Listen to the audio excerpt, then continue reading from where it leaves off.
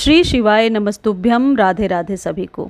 घर के मुख्य द्वार को सजा कर रखना और घर के मुख्य द्वार पर सकारात्मक ऊर्जा का होना एक अच्छी मानसिकता को दिखाता है, घर के लोगों के अच्छे स्वास्थ्य को दर्शाता है और एक पॉजिटिविटी को दिखाता है। घर के मुख्य द्वार पर वास्तु के पौधे लगाने से सकारात्मक ऊर्जा का संचार होता है, नकारात्मक शक्तियाँ दूर होती हैं और सुख समृद्धि आती है।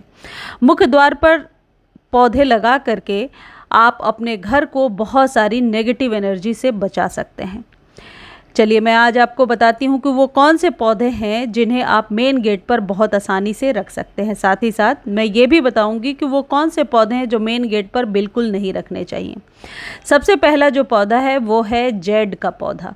ये जो पौधा आप देख रहे हैं इसे कुबेराक्षी वास्तु प्लांट के नाम से जाना जाता है। आजकल इस पौधे को घर में लगाने का क्रेज़ तो समझिए बढ़ता ही जा रहा है। नर्सरी पर बहुत साल पहले जब मैं ये पौधा लेने जाती थी तो 10-20 रुपीज़ के मिलते थे। आज के डेट में इस पॉट के साथ यदि इस पौधे को आप ख़रीदने जाएंगे तो 100-150 रुपये के मिलेंगे। यानी कि लोगों को कहीं ना कहीं फ़ायदा हुआ है और लोग इसकी डिमांड बढ़ी है और लोग इसे ख़रीद रहे हैं।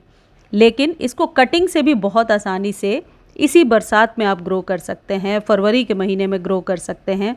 यदि आपको जानना है कि इसकी देखरेख कैसे करनी है और कटिंग से कैसे ग्रो करना है, उसके लिए आप मेरे एवरग्रीन वाले चैनल पर जाकर देख सकते हैं या लिंक मांग सकते हैं, लेकिन आपको डिटेल लिखना होगा कि जेड प्लांट की केयर का लिंक दे दीजिए।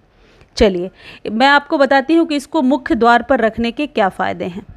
ऐसी मान्यता है कि इसकी गोल गोल पत्तियाँ घर में धन को आकर्षित करती हैं। यदि आप इसे मेन गेट के दाहिने साइड रखते हैं, अंदर की तरफ या बाहर की तरफ, निकलते समय दाहिने साइड जहां भी जगह हो रख सकते हैं। ये धन को आकर्षित करता है। ये पौधा जितना ही स्वस्थ रहता है आपके अच्छे स्वास्थ्य को दिखाता है, अच्छे मेंटल हेल्थ को दिखाता है। यह धन और समृद्धि की दिशा मानी जाती है, दक्षिण पूर्व दिशा। इस तरफ भी यदि आप घर के मेन गेट पर ना लगाकर बालकनी वगैरह में लगाना चाहते हैं तो दक्षिण पूर्व दिशा में रख सकते हैं। इसलिए ऐसी मान्यता है कि यहाँ रखने से आर्थिक लाभ होता है।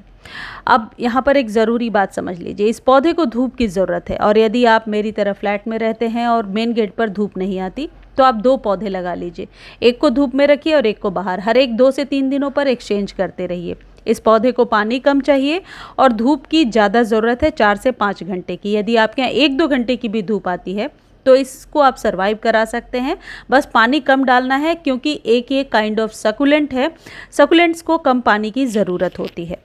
इस पौधे को छोटे बड़े किसी तरीके कंटेनर में लगाया जा सकता है। ये जो पौधा है इसे कुबेराक्षी वास्तु प्लांट के नाम से भी जाना जाता है। सर्दियों में इसमें गोल बड़ी पत्तियों वाला क्रैसुला भी आपको मिलेगा। क्रैसुला का पौधा भी धन का प्रतीक है और ऐसी मान्यता है कि उसे घर में लगाने से सकारात्मक ऊर्जा आती है। चलिए मैं बता देती हूँ आपको कि इसको खाद कौन सी देनी है। आपको करना क्या है कि एक कंडे उपले को रात भर पानी में भिगो करके रख देना है। 10 रुपीज़ की ये खाद है और जितने भी पौधे बता रही हूँ सभी को आप ये वाली खाद महीने में 1 बार दे सकते हैं, 2 बार भी दे सकते हैं। इसका कोई साइड इफ़ेक्ट तो है नहीं और 10 रुपीज़ का आपको मिल जाना है, कहीं भी मिल जाएगा। काउडंग केक को रात भर पानी में भिगो देना है, अगले दिन छान करके इसके पानी को इन सभी जो पौधे मैं आपको बता रही हूँ इनको दे देना है। और इसमें जो काउडंग केक बच जाएगा वापस पानी डाल के रख दीजिए और फिर से उसे आप इस्तेमाल कर सकते हैं। तो यदि कई लोग ये कह रहे थे कि मेन गेट पर रखने के बाद पौधे सूखने लगते हैं, ये वाली खाद दीजिए। जिस दिन खाद दे रहे हैं उस दिन पौधे को आप धूप में रख दीजिए। अगला जो पौधा है वो है फर्न की कोई भी वैरायटी लगाइए। फर्न बहुत आसानी से कम देखरेख में चलता जाता है। इसे भी 1 घंटे की धूप दीजिए या बिल्कुल शेड में भी ग्रो करते हैं और पानी का ध्यान रखते हैं तो आसानी से ग्रो हो जाता है। ये पौधा बहुत ही तेज़ी से बढ़ता जाता है और पेड़ नुमा आकृति ले लेता है, मेन गेट को सुंदर बना करके रखता है। एक चीज़ आपको यहाँ पर ध्यान देना होगा, कई लोग मेन गेट पर पौधे तो रख देते हैं लेकिन कई पौधे मुरझा रहे होते हैं, पत्तियां पीली हो रही होती हैं, फिर भी रखा होता है। यहाँ पर मेन बात यह है कि आकर्षक बना करके रखना है। इसलिए जो भी पौधे आप लगा रहे हैं वो देखने में खूबसूरत होने चाहिए। हरा लश ग्रीन पत्तियां ज़रूर होनी चाहिए। यदि पत्ते पीले हो रहे हैं तो उस स्टेम को कट करके आप हटा दीजिए। अगला जो पौधा है जिसे आप लगा सकते हैं वो है बहुत ही लोकप्रिय पौधा जो आप सबको पता होगा, वो है मनी प्लांट।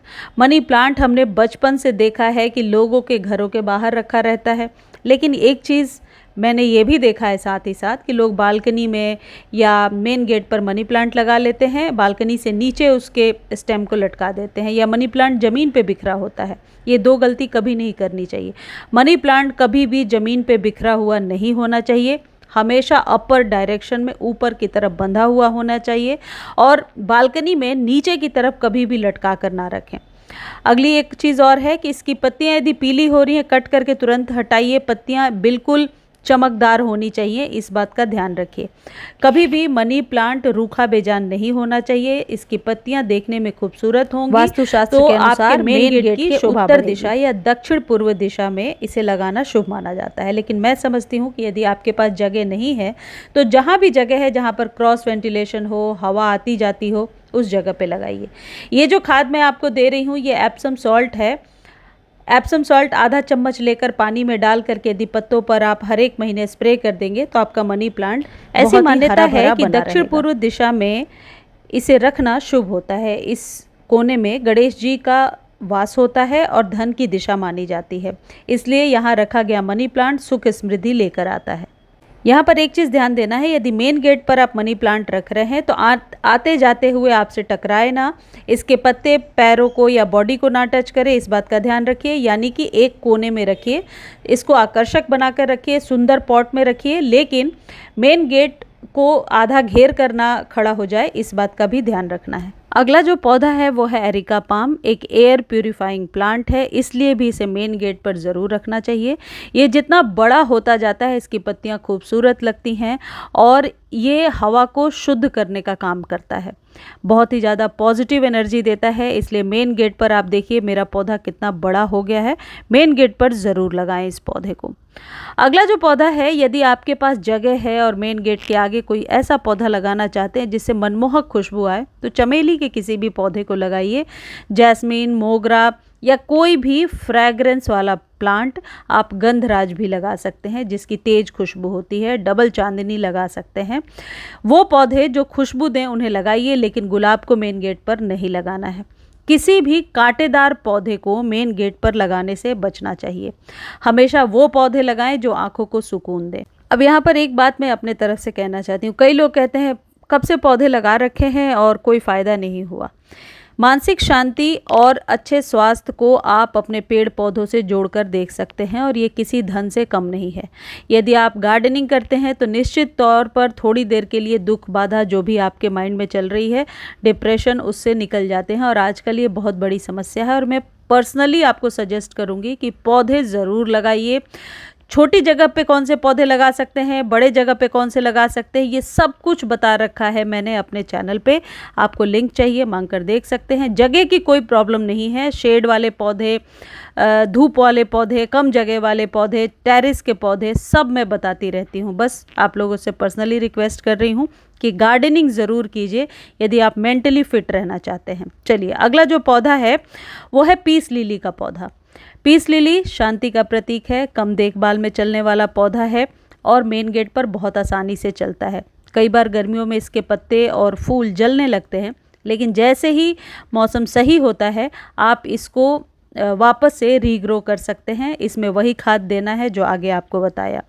एग्लोनीमा भी ज़रूर लगाइए। एग्लोनीमा बहुत आसानी से कम केयर में चलने वाला पौधा होता है। इसको कोई एक्स्ट्रा केयर की ज़रूरत नहीं होती है, चाहे पीस लिली हो या एग्लोनीमा हो।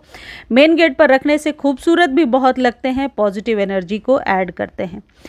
मुझे उम्मीद है मेरे द्वारा दी गई ये जानकारी आपको बहुत अच्छी लगती होगी। यदि जानकारी अच्छी लगती है, चैनल को लाइक, शेयर, सब्सक्राइब कीजिए। और हाँ, फेसबुक पर देख रहे हैं तो फॉलो, शेयर ज़रूर कीजिए। बहुत मेहनत लगती है आपके लिए सही और सटीक जानकारी लेकर आने के लिए।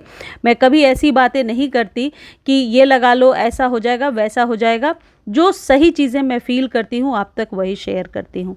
बदले में आपसे एक छोटा सा एप्रिसिएशन मांगती हूँ कि आप लाइक, शेयर, फॉलो कीजिए। और यूट्यूब पर देख रहे हैं तो सब्सक्राइब ज़रूर कर लीजिए। बहुत टाइम से इसके सब्सक्राइबर भी नहीं बढ़ रहे हैं। धन्यवाद।